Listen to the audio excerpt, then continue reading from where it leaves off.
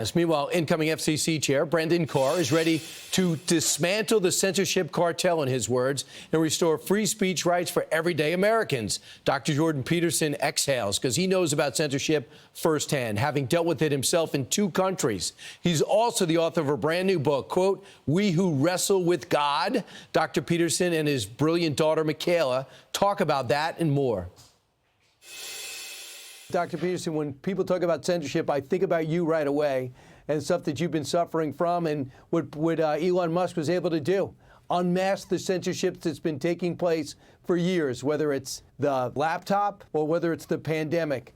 Your thoughts about what a good FCC chairman would do? Well, I think at minimum, he should ensure that we know how the algorithms operate on social media networks and how things are promoted and how things are hidden. Because the real danger, one of the real dangers that confronts us is that our discourse is going to be mediated by intelligent systems whose mechanisms are completely hidden from us. And that actually interferes with our perception, not just our conceptions, because what we see is pre-screened in ways that are invisible to us and increasingly automated. And that's not a good harbinger for the future, let's say. So transparency with regards to how things are promoted and demoted, that would be real helpful. Right. Here's Brendan Carr in his own words. There's a couple of top issues. Number one is looking at tech censorship. You know, free speech is the bedrock of our democracy. And there's been this unprecedented surge in censorship over the last couple of years.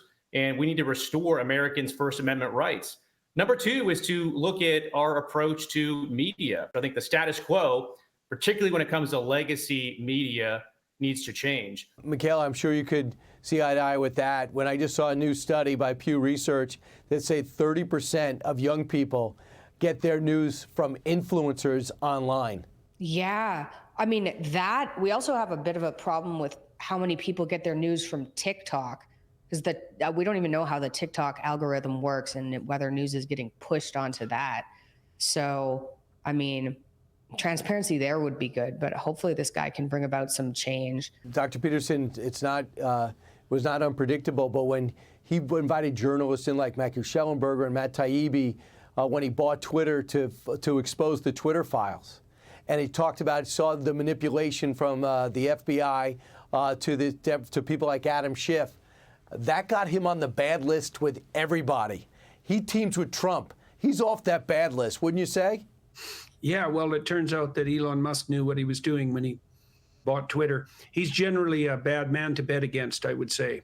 You know, you see pundits constantly describing how Elon Musk is making mistakes. And I think, well, you know, God willing, you'd make the kind of mistakes that Elon Musk makes. It's so interesting to watch X emerge to dominate, too. And you know, that's the case around the world increasingly. We'll see what happens as a consequence of his alliance with Trump. Do you feel like you're unleashed, Dr. Peterson? Do you feel like you've gotten through the worst times when the Canadian government was cracking down on you? We'll see. My license in Canada is still threatened. I'm still in the middle of a intense battle with Ontario College of Psychologists and Behavior Analysts, and to call them unreasonable is to barely even scratch the surface. I guess I'm pleased about that battle in some regards, because all of the things that they're accusing me of are things that have turned out to be I was on the side of the angels, let's say. So, for example, they're after me because of my opposition to the promotion of this mutilating trans surgery for children. And the fact that I was an early adopter of that objection is looking pretty damn good. So, but no, it's by no means over, not in the least. They want to re-educate me. They're organizing that right now, although the details have still remained, you know, frustratingly unclear. Trudeau in Canada is doubling down on the free speech front in a terrible way. You guys got to get rid of him.